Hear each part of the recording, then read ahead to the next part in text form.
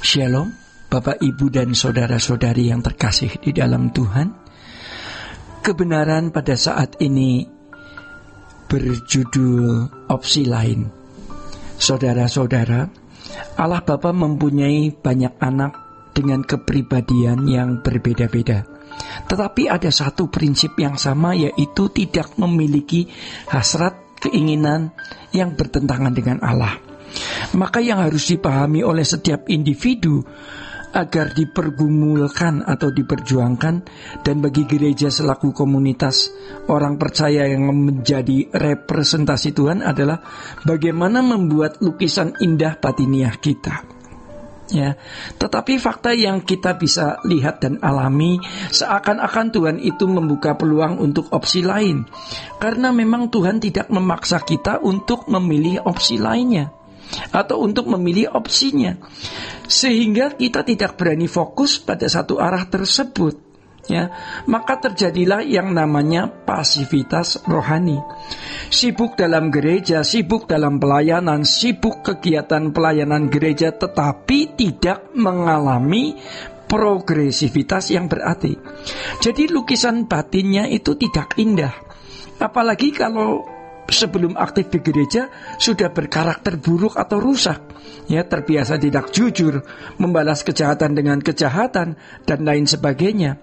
Maka ketika firman mengatakan, ya, terkait dengan Yohanes Pembaptis, persiapkan jalan bagi Tuhan, lalu mereka harus memberi diri dibaptis, dalam hal ini umat Israel, demi mempersiapkan kebenaran Injil yang mereka akan dengar. Maka di sini moral umum seseorang harus benar terlebih dahulu.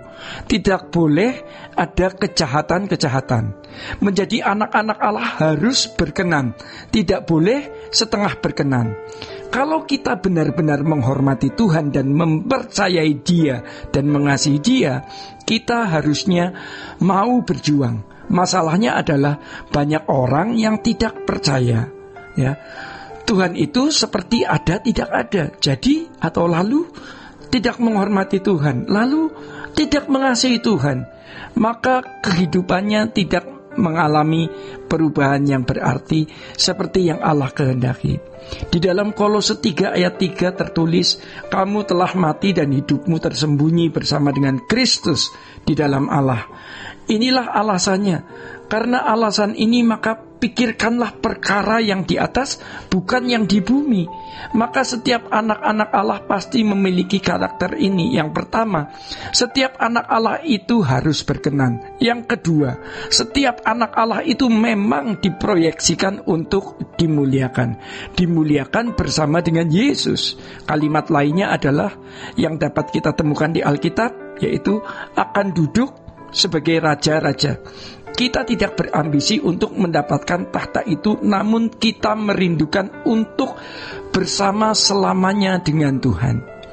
Bapak, Ibu, dan saudara-saudara, tetapi karena Allah Bapa memproyeksikan kita untuk menjadi mempelai Tuhan Yesus dan bersama yang mulia memerintah di kerajaan surga, kita tidak boleh memiliki opsi lain. Seseorang yang memiliki opsi lain berarti ia tidak percaya kepada Tuhan. Sangat dangkal dan miskin kalau percayanya itu hanya diisi dengan mengaku Yesus sebagai Tuhan dan Juru Selamat. Percayanya kepada Tuhan Yesus harus diisi dengan perjuangan untuk sempurna atau menjadi sempurna seperti Bapa.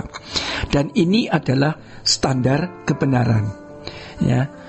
Tetapi tidak mudah percaya akan hal ini. Sayang, ya, bangsa Israel dari Mesir dibawa ke Kanaan, tidak ada opsi atau tempat lain, harus ke Kanaan, ya. Dan untuk itu mereka harus memberikan respon terhadap pimpinan Tuhan. Namun mereka menolak, ya, berarti tidak percaya bahwa Tuhan sanggup membawa mereka keluar ke tanah yang berlimpah susu dan madu.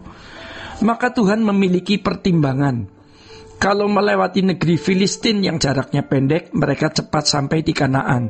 Tetapi mereka akan menyesal karena ternyata di situ musuhnya besar-besar seperti raksasa, dan mereka kecil-kecil seperti belalang. Maka Tuhan buat mereka berputar-putar agar dipersiapkan menjadi bangsa yang beradab, menjadi bangsa yang kuat. Sementara itu mereka diajar mengenal Taurat di sepanjang perjalanan, yang membuat mereka menjadi bangsa yang berbudaya, dengan budaya yang sesuai dengan tuntunan Allah di dalam Taurat yang luar biasa. Mereka dibuat Tuhan berputar-putar agar siap memasuki tanah Kanaan. Mereka harus dewasa, menaklukkan sendiri. Ini sama dengan kita, bahwa kita ini tidak punya opsi lain selain menjadi sempurna. Kita harus mengusahakannya dengan serius. Tetapi sayang, banyak orang Kristen tidak mengerti bahwa itu adalah sebuah kemutlakan, karena banyak opsi lain, dan mereka merasa boleh memilih. Padahal Tuhan hanya memberikan satu opsi, must be perfect, atau to be like Christ. Sejujurnya kita adalah korban dari kekristenan yang palsu. Kristen yang sudah tercemar, terdistorsi oleh cara berpikir anak dunia, sehingga kita merasa wajar-wajar saja hidup seperti orang lain hidup.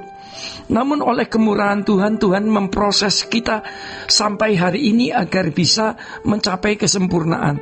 Kalau kita tidak berani keluar dari zona nyaman yang selama ini kita nikmati, maka kita tidak akan pernah menjadi anak Allah sesuai dengan standar Allah, yaitu must be perfect. Sebab Tuhan tidak akan memuliakan orang yang tidak mulia, dan standar mulia di sini adalah serupa dengan Yesus. Bapak, Ibu, dan saudara-saudari yang terkasih di dalam Tuhan, demikian kebenaran saat ini. Tuhan Yesus memberkati. Sola Gracia.